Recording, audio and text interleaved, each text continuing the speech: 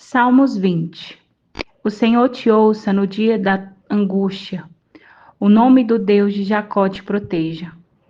Envie-te socorro desde o seu santuário e te sustenha desde Sião. Lembre-se de todas as suas ofertas e aceite os teus holocaustos. Conceda-te conforme o teu coração e cumpra todo o teu desígnio. Nós nos alegramos pela tua salvação e em nome do nosso Deus alvoraremos pendões. Satisfaça o Senhor todas as tuas petições. Agora sei que o Senhor salva o seu ungido.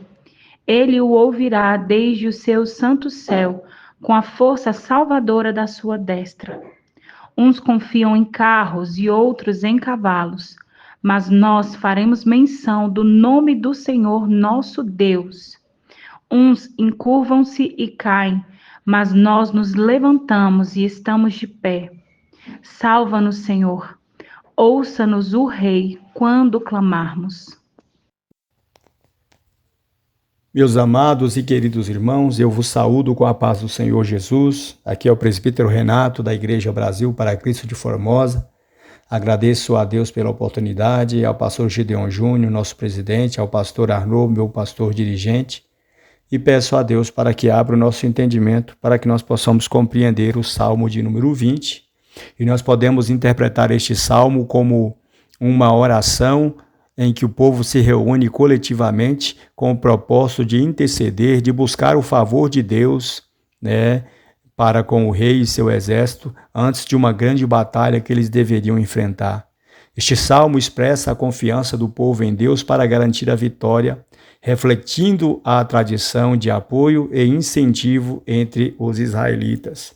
Por mais que os filhos de Israel soubessem, meus amados irmãos, que Davi era um homem experimentado nas guerras, um habilidoso guerreiro, que desde a sua mocidade enfrentava grandes inimigos, e que venceu o gigante Golias, eles sabiam que Davi nada podia fazer se a resposta não viesse de Deus. E mesmo assim, eles então, por mais que eles tenham Davi como um grande habilidoso, como um rei vitorioso, com um exército extremamente valente, com homens peritos nas armas de guerra, eles não confiavam unicamente nas habilidades dos homens, mas oraram pedindo a Deus para que Deus pudesse dar a vitória ao seu povo diante do grande exército inimigo. O versículo de número 1 nos diz: o Senhor te ouça no dia da angústia, o nome do Deus de Jacó te proteja. Aqui nós vemos o povo se dirige ao rei, encorajando e depositando-lhe a sua confiança, baseado, como eu disse, não tanto nas qualidades morais ou nas habilidades bélicas do rei, mas muito mais no nome do Senhor que fizera suas promessas a Davi. E aqui eles oram pedindo para que Deus escute o rei no dia da sua angústia. Geralmente o dia da angústia era o dia de perseguição de um inimigo ou o dia em que o rei, juntamente com seu exército, estaria no campo de batalha, no momento ali crucial para dar início à guerra. E geralmente esse era um momento em que causava angústia no coração de todos, porque ninguém sabia qual seria o resultado da batalha. Mas confiando no nome do Deus de Jacó, que era sempre o auxílio e a proteção do povo de Israel, eles disseram: o nome do Deus de Jacó te proteja.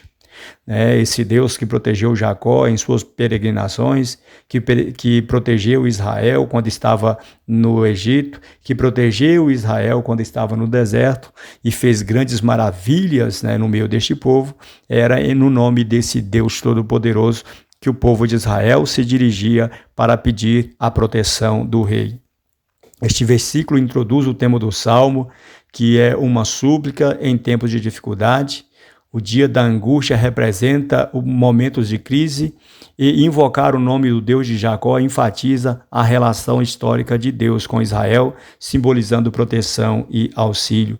Aqui também nós temos que entender a importância da oração pelas nossas autoridades, pelos nossos governantes e por todos aqueles que de uma forma ou de outra têm alguma precedência sobre a nação, como administrador, como líder, para que todos nós tenhamos uma vida sossegada. A Bíblia diz em 1 Timóteo, capítulo 2, versículo de número 2, que nós devemos orar pelos reis e por todos os que exercem autoridade, para que nós possamos viver uma vida calma e pacífica, com dedicação a Deus e respeito aos outros. No versículo de número 2, o povo diz a Davi que o Senhor te envie socorro do seu santuário e te sustente desde Sião. Aqui é um pedido para que Deus envie ajuda diretamente do seu santuário, a saber, do Monte Sião. O Monte Sião sempre foi o local da habitação de Deus, visto aqui em Jerusalém como sendo o centro e a capital da adoração e da busca a Deus. Sião é a cidade forte e é símbolo de segurança e reforça a confiança no apoio divino. E sempre quando os filhos de Israel estavam em terras estrangeiras, sendo levados cativos, eles estendiam as suas mãos em direção a Sião, orando para que Deus desse vitória e para que Deus pudesse regressar o povo do cativeiro, para que eles pudessem se encontrar de novo com o Senhor. Aqui, apesar de ser algo poético e bonito, era uma visão muito limitada, porque os filhos de Israel acreditavam que a morada de Deus fosse em Sião. Embora a morada simbólica de Deus fosse em Sião, mas Deus governa desde os céus, desde a eternidade, e exerce o seu poder sobre todas as nações, não de cima de um único monte, mas do seu alto trono no céu, ele governa e rege as nações com vara de ferro, e ninguém pode lhe deter a mão, nem lhe dizer que fazes.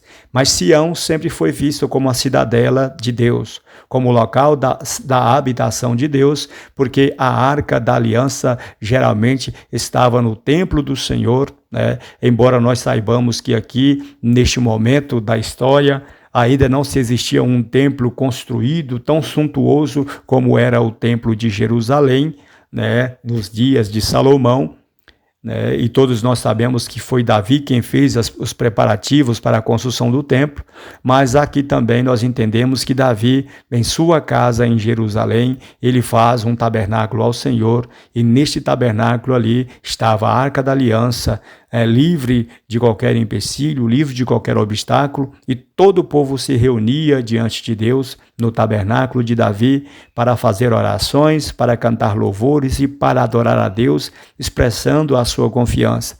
De repente pode ser que o povo estivesse neste momento diante do tabernáculo de Davi, orando e pedindo a Deus proteção, auxílio e reforço contra as hostes que viriam para o campo de batalha para enfrentar o povo de Deus. No versículo de número 3 diz: lembre-se de todas as tuas ofertas e aceite o teu holocausto. Aqui está falando justamente de dois tipos de oferta: ofertas pacíficas e também ofertas de sacrifício de sangue, que era uma oferta queimada também chamada de holocausto, em que a vítima era completamente entregue no altar e sacrificada completamente a Deus.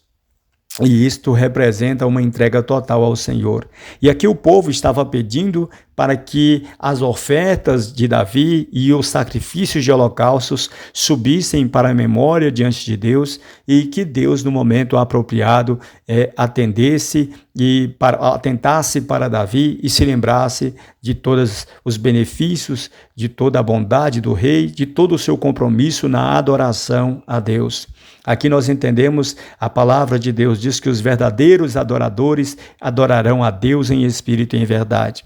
E todas as ofertas que foram estabelecidas no livro de Levítico eram uma forma de adorar a Deus e de reconhecer a Deus por toda a bondade. Aqui é como se o povo estivesse dizendo para Davi que o Senhor se lembre do seu momento de devoção, que o Senhor se lembre dos momentos em que você prestou o culto a Ele, se lembre dos momentos em que você oferecia as suas ofertas de gratidão, se lembre do teu serviço na obra do Senhor. Deus estará sempre lembrando do serviço do povo em favor da sua obra, porque a Bíblia diz que trabalhar para o Senhor é uma grande recompensa. E nós temos que entender que este versículo traz à tona a ideia de que a devoção e as ofertas feitas a Deus são lembradas, e elas referem-se à importância do culto e da adoração como uma forma de buscar o favor de Deus em tempos de dificuldade, e confiar unicamente em Deus para que Deus possa estabelecer a sua vontade e cumprir o seu santo e eterno propósito. O versículo de número 4 diz: conceda-te segundo o teu coração e cumpra todo o teu plano.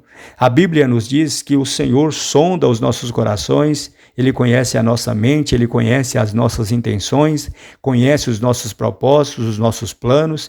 E aqui é como se o povo pedisse a Deus para que o Senhor sondasse o coração de Davi e cumprisse todos os desígnios e os desejos santos que o seu servo tinha, no sentido de conceder a vitória.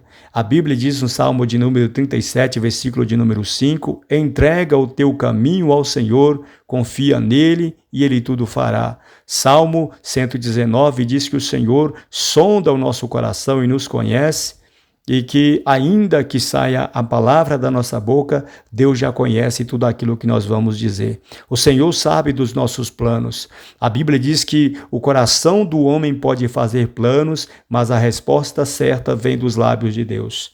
E nós devemos orar pedindo para que a resposta dos lábios de Deus seja sempre uma resposta favorável. E este versículo expressa um desejo de que Deus atenda os anseios mais profundos do coração de Davi, além de garantir que os projetos de Davi se realizem, e isso reflete uma relação de confiança em Deus para guiar todo o seu povo conforme o seu glorioso plano e conforme a sua santa e benevolente vontade. O versículo de número 5 diz: celebrar-nos-emos com a tua vitória, e em nome do Senhor nosso Deus, nós arvoraremos bandeiras, alçaremos pendões. O Senhor cumpra todas as tuas petições. Aqui nós vemos uma atitude de fé do povo de Deus, na confiança de que a batalha seria vencida. Aqui eles já estão profetizando que eles celebrariam juntamente com o rei a vitória alcançada e que depois de vencerem e desbaratarem todos os seus inimigos, eles levantariam bandeiras, levantariam pendões para glorificar o nome do Senhor. Eles estariam dizendo: depois da batalha, o Senhor será glorificado. Depois da batalha, tanto nós quanto o rei nos alegraremos, e em nome do Senhor nosso Deus, nós levantaremos bandeiras. E as bandeiras aqui são os estandardes, são as bandeiras que representavam as tribos de Israel. Todas as tribos de Israel, cada uma delas era representada segundo a sua bandeira, segundo o seu estandarte, e cada tribo era reconhecida pelas bandeiras que eram levantadas. A tribo de Judá era reconhecida com uma bandeira do leão e representa a Jesus Cristo como aquele rei dos reis, como aquele que devora os seus inimigos e como aquele que vence a batalha contra os seus adversários. Aqui o povo ainda diz que o Senhor cumpra todas as tuas petições. Mais uma vez, o povo intercedendo para que Deus ouça as orações de Davi e cumpra tudo aquilo que ele tem pedido a Deus. A celebração vaticinada aqui sugere uma expectativa de vitória sobre os inimigos, e nós podemos dizer que o uso de pendões simboliza um triunfo coletivo, indicando que o sucesso do rei é um motivo de alegria nacional, com um clamor para que Deus atenda todas as petições do seu povo. Versículo de número 6, é como se Davi ou um sacerdote dissesse: agora sei que o Senhor salva o seu juízo, o seu ungido, e ele lhe responde dos seus santos céus com a força da sua mão salvadora. A resposta do rei foi mediante o desejo do povo, mostra que só em Deus que repousa a sua absoluta confiança. Aqui a palavra ungido também é transliterada como Messias, como Maciá. É uma palavra hebraica que se refere especificamente a Cristo, E a própria palavra Cristo é a palavra grega que também é usada para Messias ou ungido. E aqui a referência é imediata ao rei Davi, ungido pelo profeta Samuel como sinal exterior da escolha e da soberania divina que sobre ele recaiu, mas também fala diretamente de Cristo como o rei ungido por Deus para que pudesse salvar a humanidade dos seus pecados e para que pudesse vencer e derrotar os inimigos do rei Messias. O versículo de número 7 diz... Aqui o versículo de número 6 ainda nos diz que agora sei que o Senhor salva o seu ungido e que ele responde dos seus céus, dos seus santos céus com a força da sua mão salvadora. E que nesse versículo aqui há uma transição para a afirmação de fé. O salmista declara a certeza da salvação divina para o seu ungido, reforçando a crença de que Deus ouve e responde com poder, transmitindo segurança ao seu povo escolhido. Versículo de número 7 é uma exaltação a Deus por toda a bondade do Senhor, traduzindo como se deve ser a confiança em Deus e não em coisas obsoletas. O versículo 7 diz: uns confiam em carros e outros confiam em cavalos. Nós, porém, nos gloriaremos no nome do Senhor nosso Deus. Não adianta as pessoas confiarem nos seus aparelhos tecnológicos, na garantia que um carro dá para levar as pessoas de um lado para o outro, ou na mobilidade, na força dos cavalos, que eram geralmente os aparelhos de guerra. E hoje nós temos que entender que, embora nós não usemos cavalos em nossas batalhas, não usemos carros de guerra em nosso dia a dia, mas nós não podemos confiar nos meios que nos são dispostos nos dias de hoje, deixando de buscar a Deus de todo o nosso coração, buscando sempre o reforço em Deus, para que Deus seja sempre o nosso refúgio e fortaleza, o nosso socorro bem presente em nossa tribulação. Naquela época, ter um carro de guerra, ter cavalos aparelhados para a batalha, era um sinal de que 50% da batalha já estaria garantido.